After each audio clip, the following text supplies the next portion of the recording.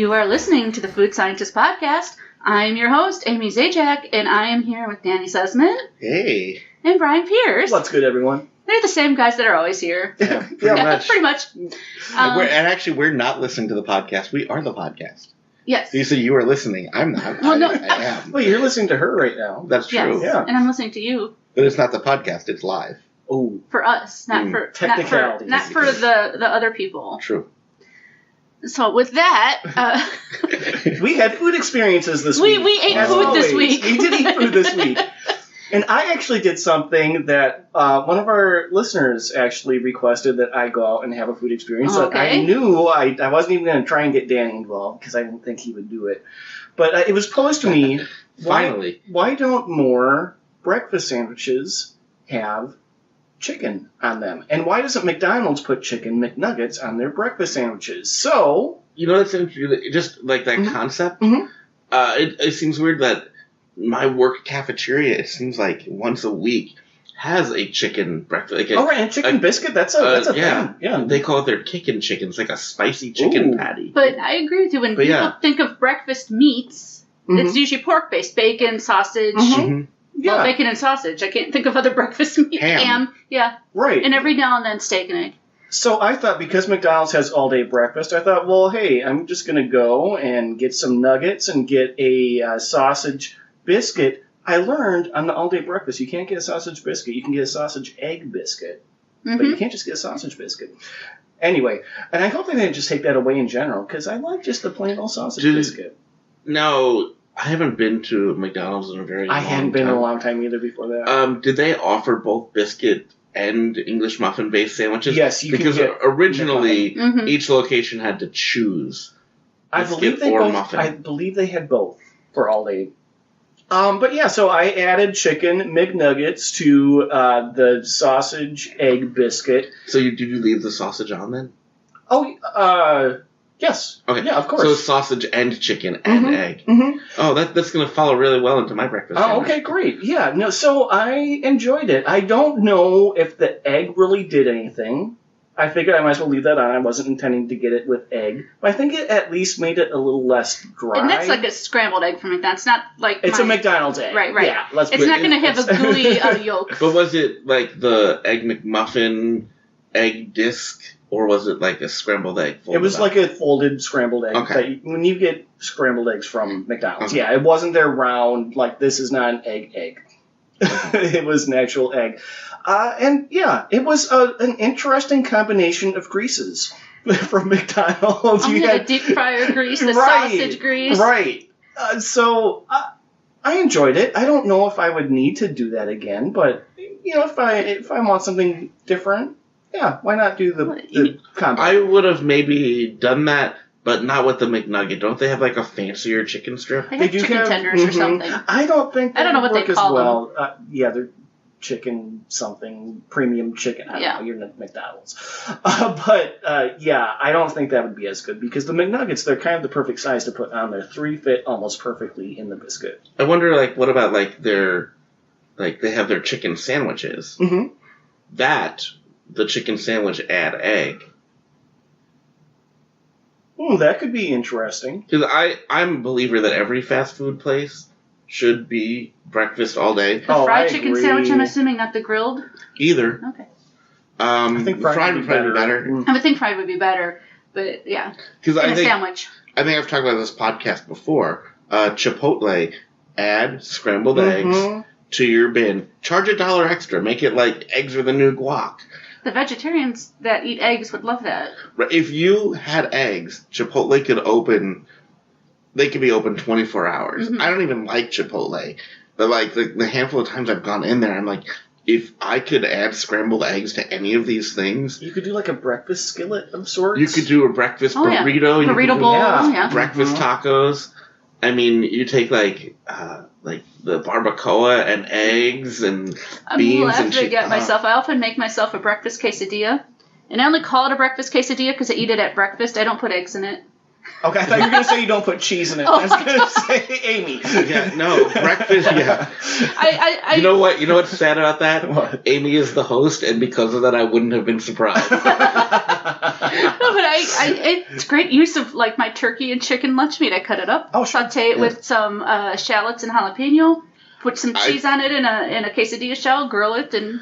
I think the dirty secret of tacos, burritos, quesadillas, everything of that ilk, the breakfast version is better. Mm-hmm. Like pretty much any one of those is improved.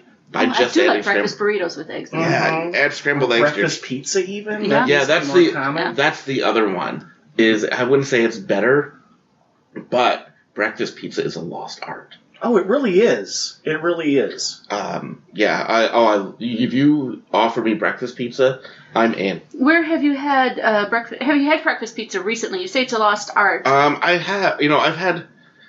There's different breakfast pizzas around. I mean, like. You actually see my gas stations too, but I know in one of your frequent trips to Pizza Ranch you had that. I was going to ask what makes a good breakfast pizza. My one time at Pizza Ranch, I did seek out the breakfast pizza because breakfast pizza is amazing. Mm-hmm. Eggs, bacon. Yeah, maybe hash browns. Maybe like a little instead of like a tomato sauce, like a cream sauce, like a cheese sauce. Like a hollandaise. The super good ones, like the fancy high end ones, like in a wood burning oven.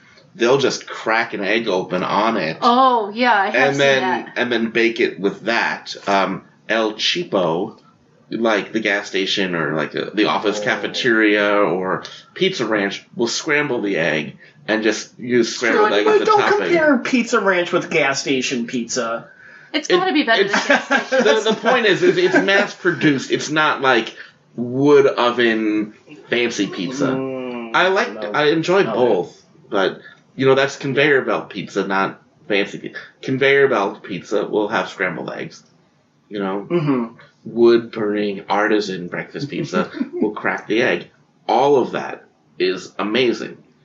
I mean, I think breakfast just needs to happen all day. Oh, yeah. Any place, anytime, anywhere. I have a few things I say a lot. Actually, I have a lot of things I say a lot, but one of them is... When I am king, it will be breakfast for dinner every day. Mm-hmm. Like, that is my first... I'm going to stand there. They're going to put the crown on me. They're not going to... It's not even going to be a scepter. They're going to hand me a turkey leg. And I'm going to declare, henceforth, breakfast for dinner every day. With the turkey leg. With the turkey leg. Yeah. So what turkey do you put in breakfast? What, turkey? Though the leg is just instead of having like a scepter. I know, but is that really a breakfast food? So do you want to get on to my let's have your breakfast experience. I had my breakfast sandwich experience this week. There's a little local joint near where I live that occasionally takes another a sandwich that would normally kill you, and they make a breakfast version of it. They do a breakfast Monte Cristo. Mm-hmm. Describe it for the few folks out there that might not know what a Monte Cristo is. Well, a Monte Cristo is basically ham and turkey, and instead of bread, the bread is French toast. And it also has it's served with jam on it. Yeah, often or jam on the side. Yeah. You can dip it. I've seen the entire sandwich cooked as French toast, not just the bread. So they make the sandwich, then French toast the whole thing. I've also seen it at state fairs where the whole thing is deep fried, where they just make the sandwich, then batter the whole sandwich and deep fry it. So that's the basic. Now, so this is what mine was, and I have a picture of the menu, so I'm going to read it. So it was raspberry fritter bread French toast, stuffed with hardwood smoked turkey, melted cheese, scrambled eggs, and berry preserves, dusted with sugar, served with choice of potatoes. I want to say, did I read ham? So it's the only, I was going to say, it was the only meat turkey. You know what? I believe, and I'm looking at a picture, it had ham in it too. Or maybe it was just turkey. It's hard to tell. I mean, it sounds very good, and it has fruit, so it's healthy. Right. You know what? It was just turkey. It was just like deli turkey. Oh, okay. It was super good. And actually, I do like deli turkey as like a breakfast meat in a breakfast sandwich. Mm-hmm. If you griddle that stuff, it crisps up real good. Oh, that yeah. does sound good. I griddle up... when I get lunch meat, it's usually from a deli, so whether it be turkey or chicken, I do that often with breakfast. Yeah, so... Now there also was a salad that sounded quite tasty as well. You don't hear me saying that too often. This was someplace else. Bryan salad, guys. I would eat the salad. This was someplace else, but I went to a place, and I just took the picture and shared it with my fellow scientist and host. Because they had a big chalk which said breakfast salad is back. And it was spinach, bacon, tomatoes, red onion with 2 poached eggs. Now, the onion, actually, I would not in front of my salad, but everything else, yeah, that sounds pretty good. And then they put a bacon dressing on it. Well, bacon dressing is often on a spinach salad. Mm-hmm. So yeah, I could maybe do that. Sounds like a spinach salad with egg. So that was my question egg, yeah. about breakfast sandwiches and breakfast foods. Does just putting an egg on it make it a breakfast sandwich? Like if you get a burger with an egg or a ham sandwich with an egg? Well, I think technically what makes it a breakfast sandwich is when you eat it. Well, yeah, but but for advertising, but for like breakfast for dinner purposes. Yeah, if you're eating a sausage biscuit at night, is it a breakfast sandwich? I would probably say yes. Yeah, if it's a breakfast sausage and not like a bratwurst. Right. My go-to, like when I'm just sitting around the house and hangry, is an egg sandwich, like basically like a grilled cheese with an egg in it, which also makes for a fine breakfast. But I feel like that's an anytime kind of thing. I've often seen egg sandwiches, maybe it's just the people I hang out with, as late night food or after bar food. Yeah, well, that's basically me all the time. Because it's the bread and the grease that people love to soak up their alcohol. I mean, I feel like if it's regular bread, like sandwich bread, that's probably not a breakfast sandwich. Well, I grill it. Like, I do it more like a grilled cheese. Like a grilled cheese. So you can use regular bread with that. It's egg and cheese, and then you...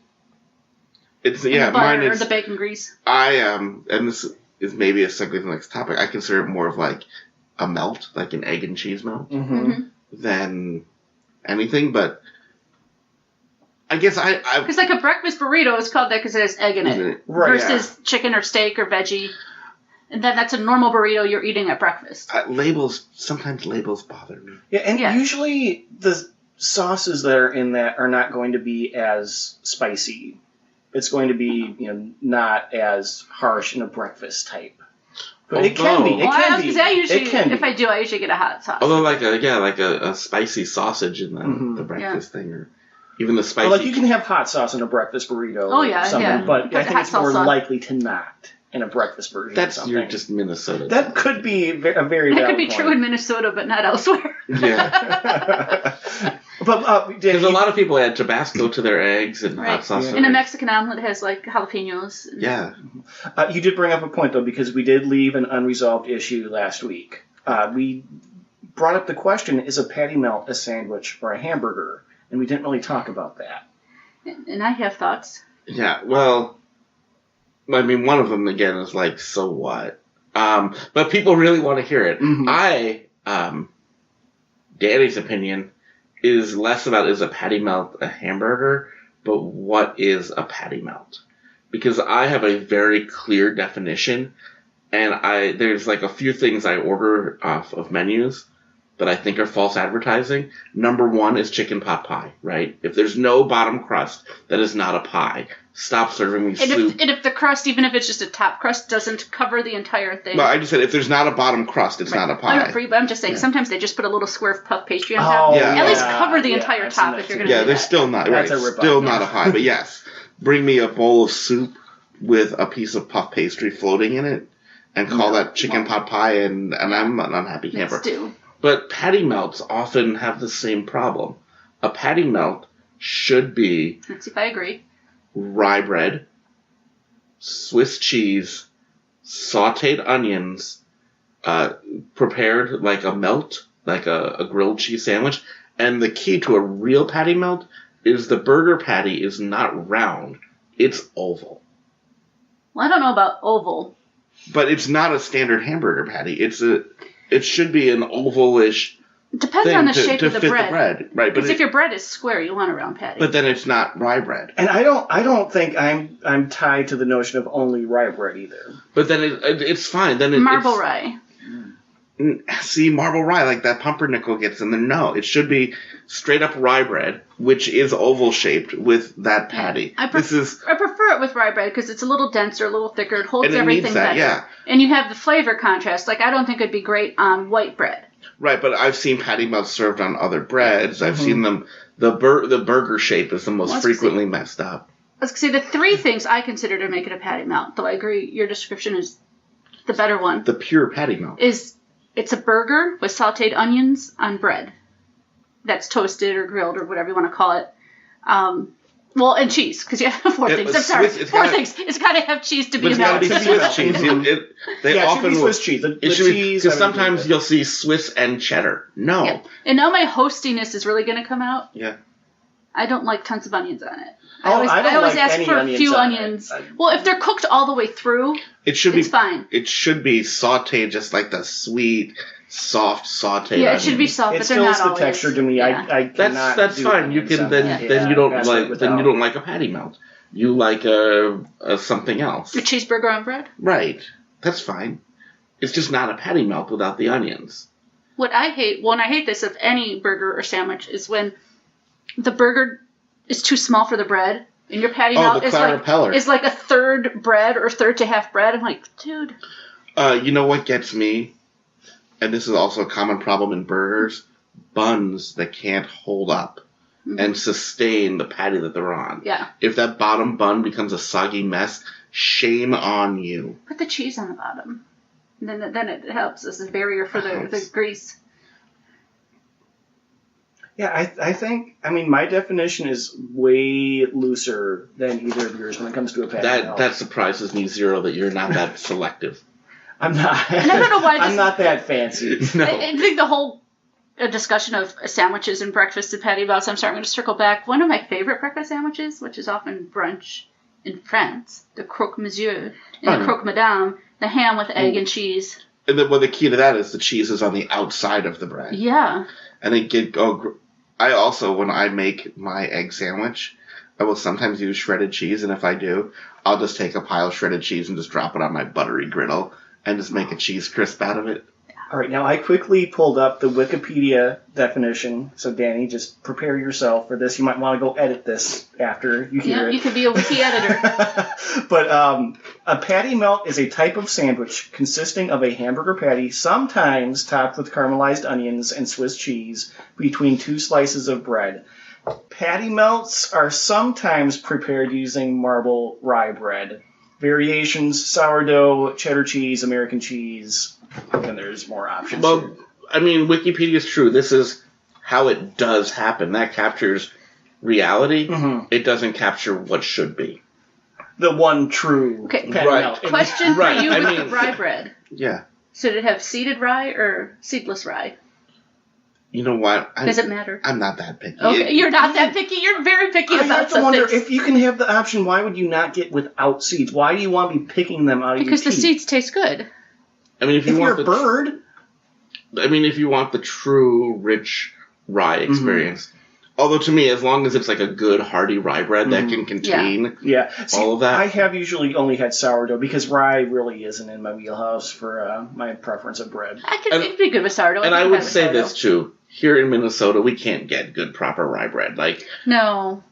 Go to New York, get like a real dense rye bread, and you do that, and you're just like, it'll change your life. Listen to the half Polish host and the Jewish scientist on what's good rye bread. The Pole and the Jew know what's up with rye bread. Scandinavians don't know bread? Is that what you're saying? Not rye bread. We know white bread. Yes.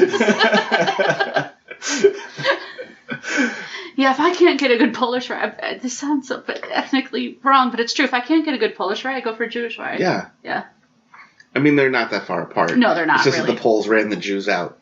Well, could be. I don't know my history. Another thing the article said that I wasn't aware of is that the patty melt did originate, there we go, that's the word, in the United States.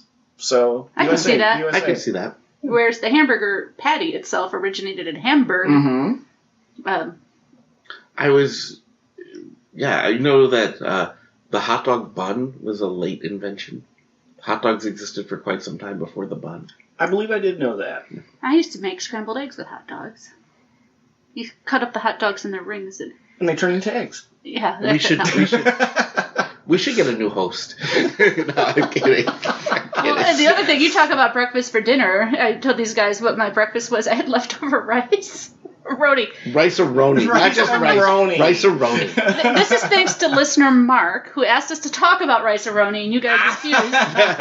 Yeah, we didn't refuse. I said, like, we focus more on snacks and junk food. He reignited me buying rice-a-roni. I haven't bought it for, like, over a year, and I used to love this stuff. But anyway. And listener Mark, we love you, and we would love to listen to your rice-a-roni podcast.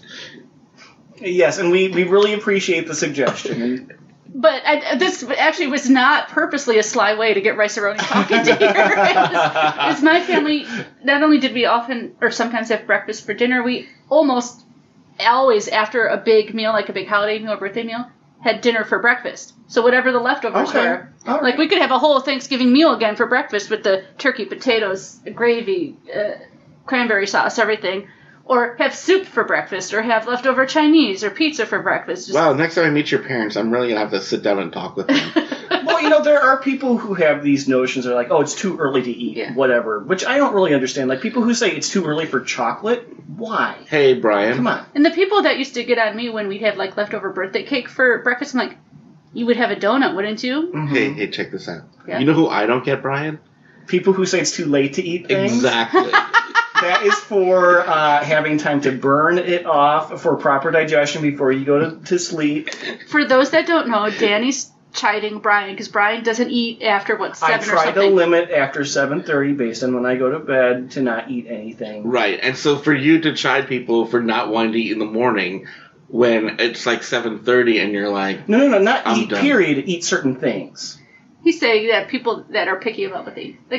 Like we're saying, people think nothing of bacon or sausage, breakfast sausage, or ham with breakfast. But if you were to have a bratwurst, which is a lot of the same meats. Or even like a little Reese's peanut butter cup or something. Like, oh no, it's too early for that. What? But they would have a donut. Yeah, or exactly. a muffin or exactly. something. That makes no sense. I wonder if they would have one of the fancy donuts that's garnished with a peanut butter cup. They probably would. What's your favorite non-breakfast food at breakfast? Leftover pizza, leftover pasta, Chinese, anything like that? Well, I'm not picky in anything, but in that sense, I do enjoy cold pizza at all times. I do enjoy most noodle dishes from Chinese restaurants. Chinese noodle dishes, cold for breakfast. Ooh. Fried chicken for me can be quite tasty. Oh, yeah. Well, it doesn't even have to be cold. But but straight from the refrigerator. Cold fried chicken is really good. problem with that is getting to the point where I have leftover fried chicken. Well, yeah. If you have fried chicken, there's not much left. Yeah. Yeah. Okay. But that does... Sorry, I took us away from Patty Mouse, but I think we were done with that. Oh, can I just make a quick confession? Sure. For Mark, our listener, Mark. Yeah. I've never actually had rice-a-roni. I haven't either. The San Francisco treat, and he talked about when he was in San Francisco that there's actually big signs up for it everywhere when he was there, and there's still signs for it on the trolleys or whatever. Huh, interesting. Yeah. Moving on to something maybe not south. As good as... Well, we're going from San Francisco to New Orleans. New Orleans. With Zapp's potato chips. I was super excited about this because one of the things I do in my spare time is I look for ways to torture Bryan. And you did. And combine it with your fascination for meat chips. Right, so I was doing research on brands of potato chips, regional ones, in my quest for more meat-flavored potato chips. And I found it's owned by Utz, but there's a local New Orleans chip called Zapp's. That you found at Target, right? I found them at Target. Interestingly, I also had emailed them asking for free samples, and they didn't answer me. Oh, well, we gotta keep trying. That's sad. That is sad. So I used my own money because somehow they made their way north to Target. Yeah. And they have some fascinating flavors that I brought a selection for us to try. So all of our listeners should be able to find these if you're interested. They were kind of like in one of those like special limited time only displays at Target. Right. They weren't with all of the other chips. I will Two of them have great names. Yeah, but I'm not the target audience on these, but go ahead, Amy. I was going to read down. Two of them have great names, and I'll say those last. But there's Spicy Creole Chili. Sounds like a more normal type of meat chip if those things are normal. VOODOO, which they don't even describe what it is. It's just like voodoo dolls. It's just a black bag with voodoo dolls with all over it. And with a different font for the the flavor name VOODOO than these other ones. It's a very scary font. It's what you would expect. It's like a horror movie. There's slightly different fonts for the Spicy Creole Chili, too. But then the next two have great names. Cajun Dill Gator-Tator and Spicy Cajun Crawtators. And so one thing, because they are in New Orleans, for Zapp's, there is a crawfish holding a chip that is the apostrophe in Zapp's. Yes. On all of them except for the VOODOO, that one has a voodoo doll apostrophe, and that has a lot of pins in it. Yeah, because when you eat them, you feel pain. And the VOODOO and the Spicy Creole have special pictures and whatnot on their packaging, whereas the Cajun Dill Gator-Tator and the Spicy Cajun Crawtator are just striped, green or red. I will say that, because so their thing is New Orleans kettle style, so they're kettle chips. Mm-hmm. They're super crisp. New Orleans has like Creole, kind of like... Creole, yeah. Yeah, I mean, it's... The flavors there are very strong. Mm-hmm. They definitely have captured that. I mean, they even have on the back of their bags, they end with enjoy and laissez le bon temps rouler. Yeah. Let the good times roll. Mm-hmm. I will say, these are the most aggressive potato chips I've ever had. They're not the worst, no, but they are definitely the most aggressive. We have had far worse chips in here. I did not like any of them. I was surprised because I'm the one person at this table that likes pickles, but I usually don't like pickle chips. Pickle-flavored potato chips, that is. I like sliced pickles. Anyway, I actually liked the Cajun Dill Gator-Tators, and I think it's because it was more of the fresh herby flavor of dill versus the pickle flavor. Yeah, it did have more flavors in it than pickle. I didn't even really taste the pickle until it was done. It doesn't even have pickle in its name. We were just assuming with dill. Well, it had dill. Yeah, it has dill flavor. But you cook with dill on a lot of other things beyond pickles. Yeah, these are super crisp chips. Super strong flavors, right? Because your complaint wasn't really the chip; it was you didn't like the flavors. Right? Yeah, and I knew I wouldn't. It's not that the chips are bad. If you think you like these flavors, you will like the chip because they nail the flavors. If you are a Minnesotan who likes your things extra mild, this is not. If your people are known for white bread, like mine, then yeah, you might not enjoy it. Then a chip that's labeled a VOODOO chip, which I loved. Like, can I tell you, those it was almost like a spicy ketchup chip. I'd probably like these the best if I had to rank them. The VOODOOs. Oh, the VOODOOs, yeah. Yeah, I liked those a lot myself. I thought it was like a ketchup / barbecue / hot sauce flavor. Yeah. And all of them turned up to 11. Like, that's the thing with the flavors. Like, we've had, like, some of those Pringles where you're like, this tasted like a Pringle with a little bit of, like, flavoring dusted on it. This tasted like flavoring with, like, a... The VOODOO might be more Cajun-y, Creole-y, because that's very tomato-based. And so that's probably where you're picking up the ketchup flavor. More Creole flavored than the other chips. Anyway. What about the Creole... Chili? Chili. That was fine. I mean, I'd eat them. I would rank those second. The hot sauce flavor did not resonate with me. Yeah, not surprised. It was a little spicy. Little bit. That's Brian's understatement. It's a hot chip. I mean, only one of them. It was probably this one. After I had eaten it, I felt the spice, like long after, actually. But it barely registered. Yeah, the spice was not a factor really for me on any of them.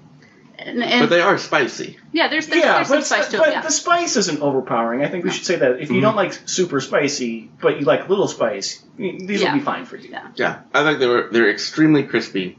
Extremely, like, you don't taste potato in them. No. These are not potato chips. I mean, they're potato chips, but you would not taste potato. And then my least favorite was the Crawtators, the Spicy Cajun Crawtators. Oh, I hated those so much. I couldn't even identify. I mean, I've had crawfish. I don't even feel like it's a crawfish flavor. I think maybe it's like the boil. I mean, I have another one right now. I mean, Here, listen. They didn't make me, not want to swallow them or anything. It was just... And I liked their aroma the least. I mean, I ate only one of each, but that was the one that was the hardest to finish. I'll say this. It has... And it's another spicy one. It has a lot of seasonings in it. It's like... It's like... it does. If you had an herb rack full of Cajun herbs, and you dumped all of them onto a potato chip. Yeah, I'd say this is my least favorite just because it's so strong. I mean, it has both paprika and paprika extract, which were they both necessary? It's peppery. So my favorites were surprisingly the dill and the VOODOO. Yeah, Dan, how did you feel about the dill? Because you don't like pickles. I'd say the dill was my least favorite, and it lingered for a while. But once I ate one of the others, it's so overpowered. Yeah. No, I liked pretty much even the spicy crawtators. Like I said, they're strong, they're aggressive. Mm-hmm. I kind of liked it, but I'm kind of in your face. Yeah, yeah. I mean, these were just so overpowering. I put the whole chip in my mouth, and I was like, "Oh no, what's going on?" There's violence happening. I will say it was nice to be able to taste a lot of salty, savory things today. I mean, I'm not wrapping up. I'm just saying in general, because you notice we haven't talked about cookies or candy today yet. Yeah. So. No. There are weeks, especially some weeks when we have had to record 2 episodes at once where it's nothing but sugar, then that gets a little difficult. And then we get a little ornery. We do, and then we crash mid-episode, and then we fight. And then I eat actual pickles to try and get the sugar taste out of my mouth. That's always my favorite when Amy's just like, I need pickles and salami. Yes. I need something other than sugar. So, no, yeah, I surprised myself on liking the dill ones. Would I go out and buy these specifically? Not necessarily, but if somebody gave them to me, I'd eat them. These made me long for high-quality chips. I feel like, even if you don't like the flavors, like, I love the quality. Because they're definitely, like, quality-wise, a step above, like... They put the effort into what they were trying to do. And they are good kettle chips in general. Like, so they're really crisp, they're really, Yeah. Right, like, I would be curious if they had a non-spicy one. So these are, this is just 4 of their flavors. They do have other flavors available. And it's making me think. Maybe next year or sometime in the future, the food scientists need to go to New Orleans for the food experience. Oh, if it's all like this, maybe I'll just It's not all potato chips, Brian. No, all Cajun. We'll have no. Daddy tater. There's gators, Cajun. There's whatever. Creole. Creole doesn't have to be like hot spicy, but it's because they're influenced with Italian as well. That's tomato based. There's a lot of influences to Cajun and Creole. That's one of them. Don't at me. I know there's a lot more. I'm pulling up their other flavors. They do just have a regular flavor, which I'd be curious about. And a salted... Wait, you mean just like a kettle chip? Yeah. Okay. Because Zapp does have that too. And a salt and vinegar and a mesquite barbecue. In addition to the VOODOO... I bet their barbecue is good. They have a VOODOO heat, which I'm guessing is like the VOODOO. Yeah, this is a little bit sweeter, this VOODOO, so the heat must have the cayenne in it. They have a sweet Creole onion. No, if you're gonna the no salt added. There's a barbecue ranch. This might be Brian's favorite. Get right up into the microphone already. Hotter and hot jalapeno. Oh, I would love that. Oh, sour cream and I almost had a gag reflex when you said that. Sour cream and Creole onion. No. Sweet pimento cream cheese. That could be interesting. Well, again, the pimento, though. Last week we talked about the Lay's, and they're doing a pimento. Pimento cheese, not just pimento. And this chip is also a sweet pimento cream cheese. Yeah. And then the picture on their website has a limited edition Spicy Cajun Crawtators that is very much a Mardi Gras themed bag. Oh, that is very Mardi Gras. Oh, yes, masks and beads and everything. Beads and all of that. The one and only time I was in New Orleans many years ago for Mardi Gras. That's where I tried alligator. Oh, now is it like gamey? No, it wasn't. It's a little chewier, but you know how everyone jokes it tastes like chicken? It tastes like chicken. It tastes like chewy chicken? You know, Brian, if you would like to try alligator, the Minnesota State Fair is coming up, and there is alligator on a stick. Host Amy's parents are visiting for the State Fair. They might get a special tour from Scientist Danny. You know what? Today we've been to San Francisco. We've been to New Orleans. Let's go to Vegas. We should go to Vegas. Let's do that. We are going to Vegas. We're going to Vegas, yeah. We need a couple weeks, guys. If you have any suggestions that you want us to taste out or do, we have a list of our own, of course, but we would love to hear from you. We would love to hear. What do you want us to do? We'll live stream. We'll do videos. Let us know what we should experience. I've been reading about this place called the Heart Attack Cafe, where if you don't finish your meal, they spank you. Which, you know what? That seems like the kind of place you would really like. Well, Like, Are you saying Bryan just wants to be spanked? I want to know what you mean by that, too. I'm just saying that, like, the number of times he's brought it up and the enthusiasm with which he has done so. I've watched videos of this happening, and like you stand on a stage and they paddle you. And so he's watched all the videos. It is there are. And everyone else has been like, I don't know about that. You know, that's a good. I've walked by there. Maybe we should look in the windows. The waitress staff is dressed like nurses with blessings. It's like Hooters and nurses' costumes is what I'm getting from that. Just watch videos. But if there's any place that you think we definitely need to check out in Vegas, whether it's on the Strip or downtown or anywhere. And do keep an eye on our social media because we will do something. Yeah, we're definitely, we've got some buffets lined up. We're going to do some walkthroughs as well. And if you haven't followed us or liked us on social media, you really need to get on that. Nicely, please. Thank you. Yeah, because we do post a lot. We post somewhere daily. And you know, as much as we're talking to you and we're in your ears right now, we also like to be in your mobile device, in your computer, and we like to interact with you. We're even on YouTube, guys. We are. We have audio versions of our podcast, and we do actual video sometimes as well. There's actual video there, so you could see what we look like if that's interesting. Or watch reactions to eating things like meat chips and Peeps. You know, I can smell these chips right now. I kind of regret that we didn't record this. Oh, it was sad. Yeah. But yeah, one thing, we haven't talked about our YouTube page a lot, but once we get 100 subscribers, we can live stream from there too. So if you can find Food Scientist Podcast on YouTube, please subscribe. Yeah. Yes. And should we ask them to leave reviews too? Yeah, we love reviews. We love reading reviews. Yes. Good do we reviews, have a new review? I don't think we do. I don't think we do. But rate us, review us, be honest. But we like to hear from you. And if you include hashtag Team Danny, then... Or hashtag Team Bryan. Or just host Amy. Whatever. That works too. But anyway, thank you so much for listening, everyone. Yes, thank you. We're going to stop rambling now and let you go. Have a great week, everyone. Yeah. Bye. Bye.